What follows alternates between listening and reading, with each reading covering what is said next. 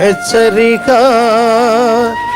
దైవజనుని హెచ్చరిక.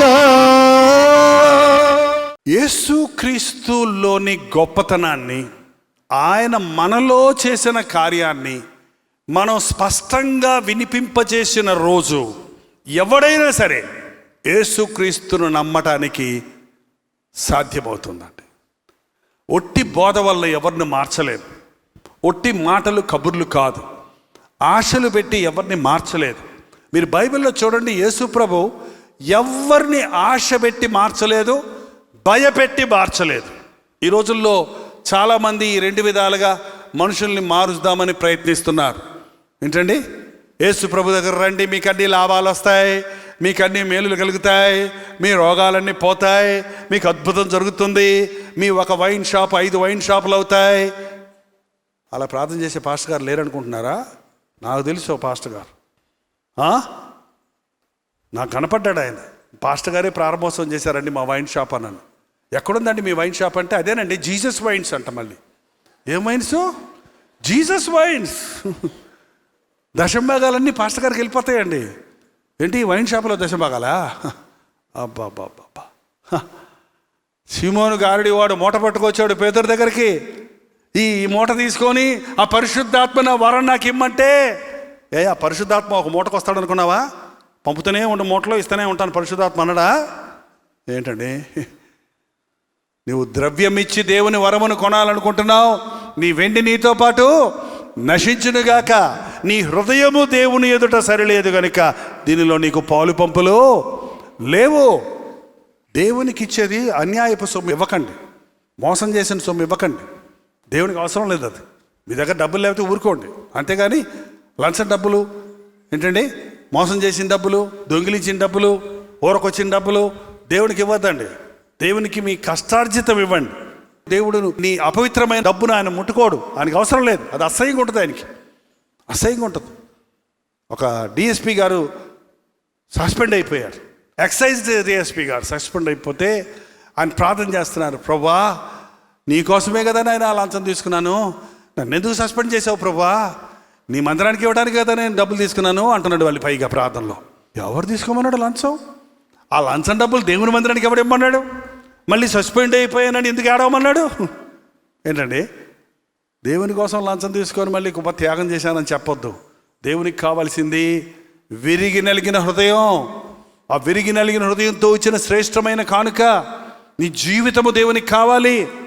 నీ హృదయం దేవునికి ఇవ్వకుండా నువ్వు ఎన్నిచ్చినా దేవుడు సంతోషపడేవాడు కాదండి. నీ హృదయము దేవుని ఎదుట సరిలేదు కనుక నీవు స్క్వైర్లో పాటలు పాడినా, నువ్వు మీటింగుల్లో కుర్చీలు వేసినా, నువ్వు పాస్టర్ గారికి సహాయం చేసినా, నువ్వు సేవలో పాలిభాగస్తుడు అయినా పరలోకంలో మాత్రం నీకు ఎటువంటి ప్రతిఫలము రాదు. నా కుమారుడా, నీ హృదయం నాకి, నీ జీవితం నాకి. సౌలు పౌలుగా మారినప్పుడు తన జీవితాన్ని ప్రభుకి ఇచ్చుకున్నాడు, తన బ్రతుకును దేవునికి ఇచ్చుకున్నాడు. ఎంత గొప్ప పండితుడు తెలుసా పౌలు? గమానియేలు పాదాల దగ్గర చదివినవాడు, ధర్మశాస్త్రాన్ని చదివినవాడు, హెబ్రీ వంశానికి చెందినవాడు, రోమా పౌరసత్వం కలిగినవాడు. ఓ పెద్ద లిస్ట్ ఇచ్చాడు. ఒక చోట అందరూ చులకం చేస్తుంటే ఒక చోట చెప్పుకున్నాడు, నేను అతిశయించాలంటే నాకు చాలా ఉన్నాయి, కానీ ఇవన్నీ నేను పెంటగా ఎంచుకున్నాను, ఇవన్నీ నేను నష్టంగా ఎంచుకున్నాను. యేసయ్య దొరికాడు చూడు. యేసయ్య ముందు నా చదువులు, నా డిగ్రీలు, నా అనుభవము, నా జ్ఞానము, నా భక్తి ఇవన్నీ కూడా చెత్త కుప్ప. నాకు యేసయ్య దొరికాడని ఆయన పట్టుకున్నాడండి. పౌలు ఏం సంపాదించలే, ఒక్క చర్చి కూడా కట్టలే అక్కడ, కానీ ఆత్మలు సంపాదించాడు. సంఘాలు స్థాపించాడు, అంటే బిల్డింగ్లు కాదు, ఒక గుంపును స్థాపించి అన్ని స్థలాల్లో విశ్వాసుల్ని ఏర్పరిచాడు. గొప్ప పరిచర్య చేశాడు. రాజుల ఎదుటకు వెళ్ళి సాక్ష్యం చెప్పాడు, అధికారుల దగ్గరికి వెళ్ళి సాక్ష్యం చెప్పాడు. కానీ ఆశ్చర్యం కలుగుతుంది ఏంటంటే, ఒక ఖైదీగా, ఒక నేరస్తుడిగా, ఒక దోషిగా వారి ముందు నిలబడి తాలిమితో చెప్పుచున్నాను, వినయముతో చెప్పుచున్నానని ఒక ఆర్డినరీ మ్యాన్ లాగా తగ్గించుకొని ఎట్టయినా సరే అతన్ని మార్చాలి, ఎట్లయినా సరే అతను నిజదేవుని తెలుసుకోవాలి, ఏదో విధంగా కొందరిని సంపాదించుకోవాలని అందరి వంటి వాడిని అయితే, యూదులకు యూదుల్లాగా ఉన్నాను, అన్యుడికి అన్యుడిలాగా ఉన్నాను, ఏదో విధంగా ఒక ఆత్మను సంపాదించుకోవాలి. ఏంటండి, మతం మార్చడం కాదు ఇక్కడ, క్రైస్తవులు చేయటం కాదు ఇక్కడ. ఒక ఆత్మ పేరు జీవగ్రంథంలో రాయబడాలి.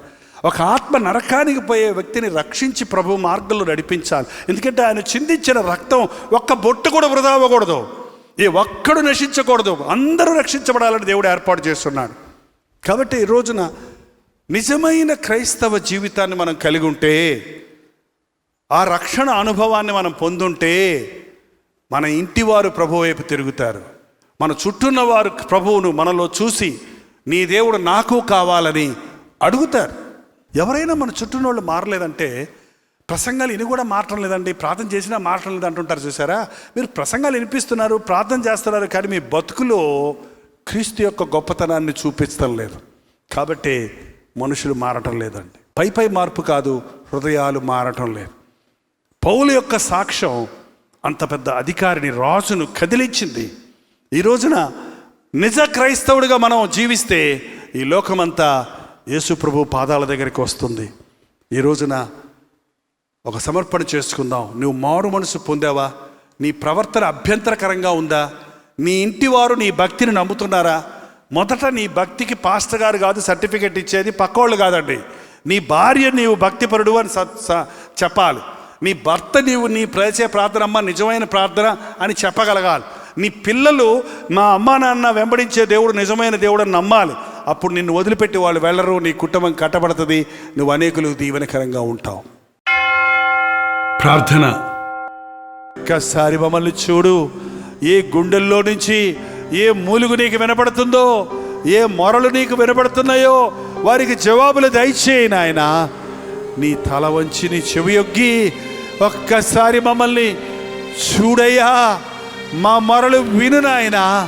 ప్రతివారు ఒక సమస్యతో వచ్చున్నారు, ప్రతివారు ఒక ఇబ్బందితో వచ్చున్నారు, ప్రతివారు ఒక ఆశతో వచ్చున్నారు. మారు మనసు పొందాలనుకుంటున్నాను, పొందలేకపోతున్నానే. ఈ త్రాగుడు విడవాలనుకుంటున్నాను, విడవలేకపోతున్నానే. ప్రభు కొరకు బ్రతకాలనుకుంటున్నాను, బ్రతకలేకపోతున్నానే. యవ్వనేచ్ఛలకు లోబడిపోతున్నానే, స్నేహితులకు లొంగిపోతున్నానే, పరిస్థితులకు లొంగిపోతున్నానే అని ఇక్కడ కుమిలిపోతున్న వారిని ఒక్కసారి చూడయ్యా. మా సొంత శక్తితో మేమేమి చేయలేము, కానీ నీ గొప్ప తలంపులు మా మధ్య నెరవేర్చు. మేము ఎక్కడున్నా నీ సాక్షులుగా ఉండాలి. అది ఇంటిలోనైనా, కాలేజీలోనైనా, అది హాస్టల్లోనైనా, హాస్పిటల్లోనైనా, అది వీధిలోనైనా, ఆలయంలోనైనా నీవే నా దేవుడువు. నేను దేవుని బిడ్డను, దేవుని చేత ఆశీర్వదించబడిన వాడు ఇలాగ ఉండునని మా చుట్టూన్న వారు మాలో నిన్ను చూడాలయ్యా. సౌలు యొక్క సాక్ష్యాన్ని విని హృదయాల్లో కదిలించబడిన అధికారుల వలె మా జీవిత సాక్ష్యాలు మా చుట్టూన్న వారికి ఆశీర్వాదకరంగా చేయనాయనా. మేము నమ్మిన దేవుడు సజీవుడని, మేము నమ్మిన దేవుడు నిజమైన దేవుడని, మేము నమ్మిన దేవుడు ప్రార్థన ఆలకించేవాడని, మేము నమ్మిన దేవుడు త్వరలో రానున్నవాడని, మేము నమ్మిన దేవుడు మమ్మల్ని పరలోక రాజ్య వారసులుగా చేయగలుగుతున్నాడని నమ్మటానికి సహాయం చేయము. మా చుట్టూన్న వారు గుర్తించటానికి సహాయం చేయము. మా విన్నపాలన్నీ నీ ముందు పరిచున్నామయ్యా, మా బాధలన్నీ నీకు చెప్పుకుంటున్నామయ్యా. మా ప్రార్థన ఆలకించే యేసయ్యా. ప్రార్థనలో ఏమేమి అడిగి ఉన్నారో అవి మీకు దొరికినవి అని నమ్మిన ఎడల అవి దొరుకును అన్నావు గనక నమ్ముచున్నాము నాయన. అవిశ్వాసము లేకుండా సహాయము చేయము. ప్రతి ఒక్కరిని ఒక సాక్షిగా చేసి మా ఇళ్లల్లో, మా స్థలాల్లో, మా ఆఫీసుల్లో, మా కాలేజీల్లో, మా కంపెనీస్లో, ఈ లోకంలో, ఈ దేశంలో నీ సాక్షులుగా బ్రతుకుటకు మా ఒక్కొక్కరికి నీ సహాయము చేయమని యేసు క్రీస్తు నామములో అడుగుచున్నాము తండ్రి. మన తండ్రి అయిన దేవుని యొక్క ప్రేమయు, కుమారుడైన క్రీస్తు యొక్క కృపయు, ఆదరణకర్త అయిన పరిశుద్ధాత్మ యొక్క సహవాసము కుడి వచ్చిన మనందరికీ ఇప్పుడు నువ్వు సదాకాలమును తోడై ఉండునుగాక. ఆమేన్, ఆమేన్, ఆమేన్.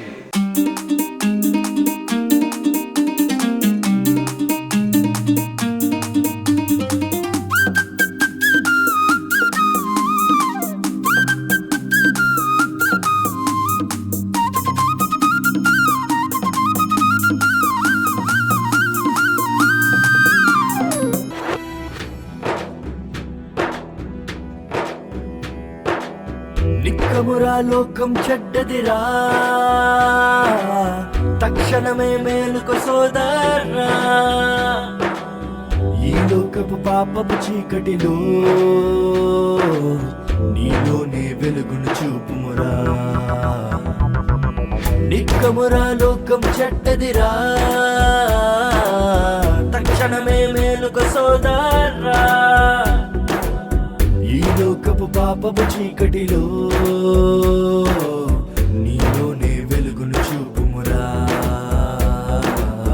నీలోనే వెలుగును చూపుమురా.